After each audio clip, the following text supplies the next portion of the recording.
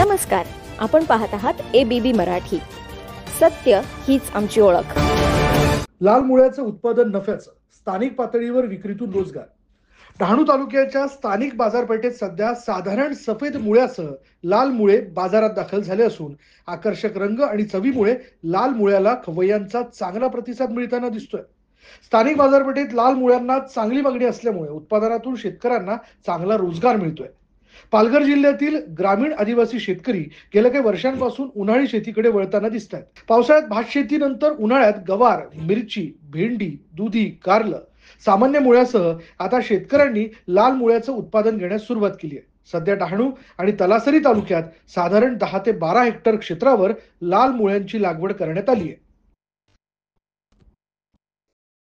सत्य हीच आमची ओळख. आपण पाहत आहात ABB न्यूज मराठी.